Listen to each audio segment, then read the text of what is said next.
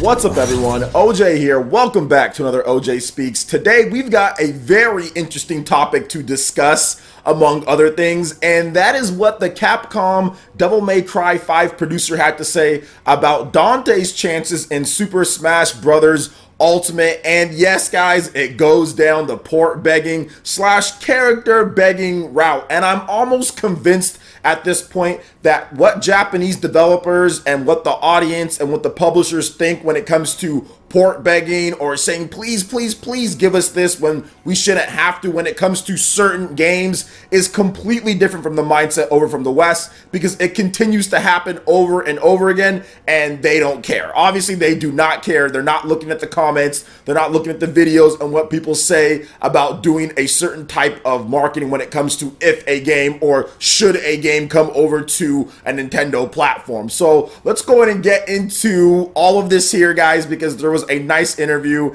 and I want to talk about it because it can lead to two different possibilities.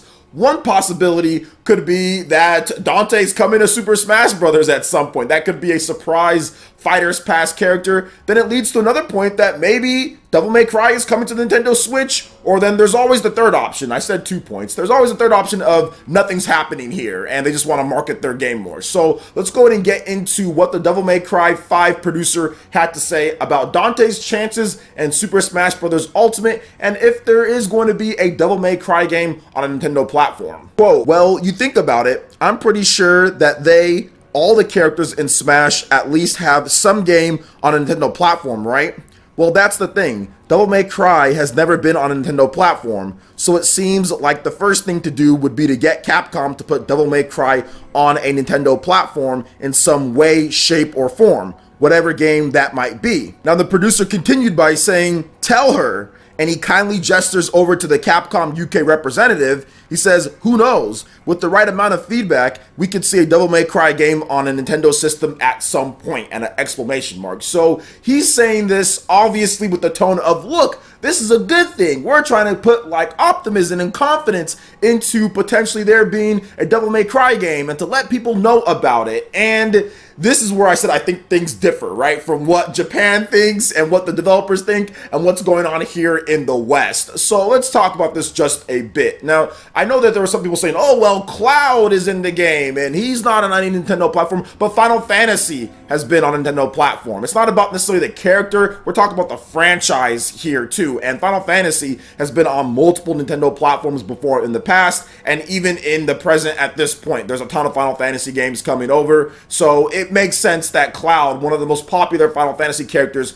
could get into Super Smash Bros. And if you even look at Snake, obviously Snake has been on Nintendo platforms before. He was on Twin Snakes on the GameCube, so when people bring up Snake, no, that's a moot point as well. The Metal Gear franchise has been on multiple Nintendo platforms. The Final Fantasy franchise has been on multiple Nintendo platforms, so it makes sense that they can pick a character from those two franchises. Devil May Cry and that franchise itself, not Dante, because obviously Dante was in Project Cross Zone, Project Cross Zone 2, whatever, you know. It's not about him, it's the franchise itself has never appeared on a Nintendo platform in any way, shape, or form. People are nitpicking characters, like saying, oh, well, Cloud, I haven't seen him yet, even though he was on Theorhythm, and he was also on Final Fantasy Explorers as well, and I think he was even cameos, right? Dream Drop Distance, or whatever the case is. What I'm trying to say is that it's the franchise, and Devil May Cry as a franchise has never been on a Nintendo platform, so they need to get that on there. But I'll say this, Capcom, I know, obviously, the Japanese developers are thinking something else, and there could be something in the works. He could be hinting that there is something, which we'll talk about that in just a bit, but I'm not port begging for Devil May Cry on Nintendo platform. First of all, the fact that there is no Devil May Cry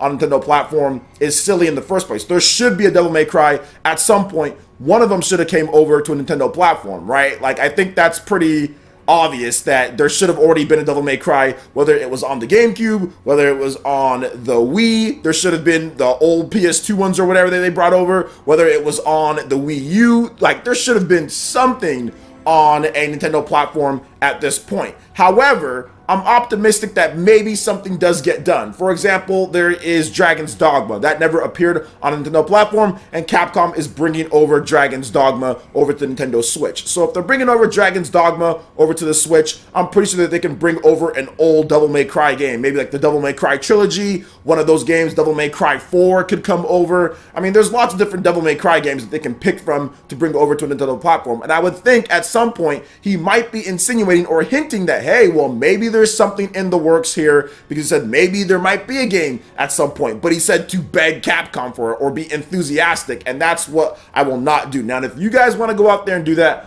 I have no problem. I've said that multiple times. If you want to go out there and beg and grovel a developer for a game that should already be on the system, and I'm not saying Devil May Cry 5, guys, because obviously that's the RE engine that's running the graphics, all that good stuff, whatever. I'm just saying like a Devil May Cry franchise game. If you want to go out there and beg them, I did that all generation with the Wii U, and literally they gave us absolutely nothing. So at this point, the Switch isn't the Wii U. The Switch is selling like crazy. It's doing very, very well, so we shouldn't have to beg for old Devil May Cry games or old Dragon's Dogma or anything like that. I didn't beg for any of that, and yet it's coming, you know, like the old Resident Evil games. It's like, that's cool if they come over, but we shouldn't have to beg for them. They should just put it on the system because the system is doing well. That's the reason why it should be on there, and that's always been my standpoint, you know, going forward, especially with the Switch, because the Switch is just doing so well. I mean, there's no reason why. We're the customer base, and they're the developers. They're trying to sell us something. I should not have to ask for something that you're trying to sell me. It should just be there on the platform, and if you want to put it on there, cool. If you don't,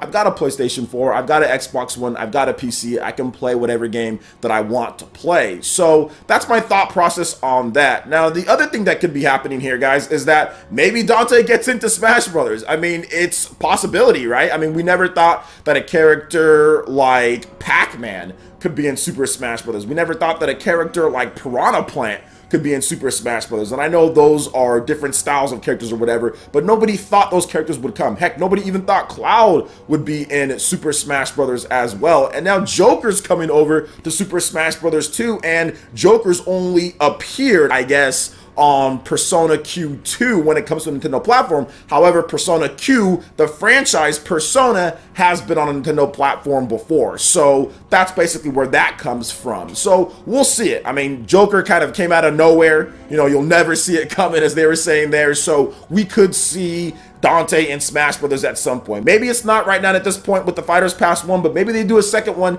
and he gets in there. Maybe there's a Devil May Cry game on the Nintendo Switch. I really don't know what's going to happen, but it does seem like there might be something in the works. What we do know from like companies like Bandai Namco, they'll tell us, hey, port back for this, port back for this. Like they said the same thing with Sword Art Online Fatal Bullet. Like, oh, you guys want it? Port back for it. And that was like earlier last year they said that at some point, and then they announced, oh, well, Sword Art Online Fatal Bullet is coming. Nobody port backed for the game. Nobody was out there putting out campaigns, Operation Bulletfall or anything like that. Nobody did anything like that, and they still brought it over anyway, you know? So I think a lot of them use it as viral marketing. They use it as promotion for their games, and I think that's kind of what Capcom and a lot of Japanese developers will do when asked about the Switch and say, hey, do you want something, or can it come over? They'll say, well, ask for it. They'll just say that because they see it as promotion. They see it as getting their game out there in the media, and of course, it's going to make headlines. Anytime you bring up the Switch and a possible port, you know good and well it's going to be plastered all over the place. People are going to be talking about it, and it's going to get you promotion for not only your game that you're currently coming out with, but potentially a push or maybe even something to get more work done for the studio or whatever they decide to do. So overall, it's good just in general for the companies,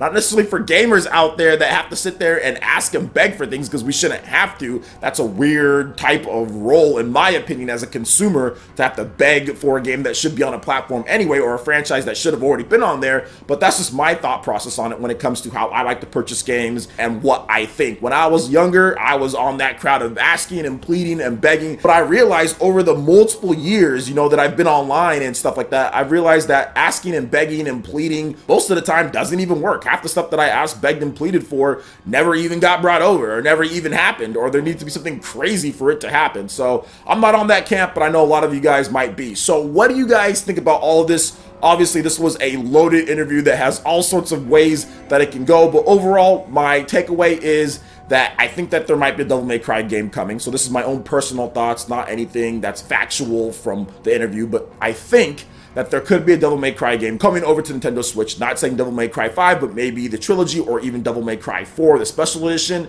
And I also think that Dante could be in Smash Brothers with a Fighter's Pass. Maybe not in this one with one, but maybe if they do another one, maybe if they do like another game in the future at some point, maybe Dante gets in at some point. So those are my takeaways. What do you guys think about all this? Let me know your thoughts in the comment section below. All right, and I wanted to bring up this just because I feel this is a little bit more of a consumer alert. So if you're planning on buying a Nintendo Switch sometime soon and you're here in the US, you might want to wait till February 15th, because Nintendo will be doing a promotion with the Nintendo Switch to where you can get the system for the standard MSRP of $299.99. You will get a free $35 eShop credit code. And remember guys, that's while the stocks do last of that.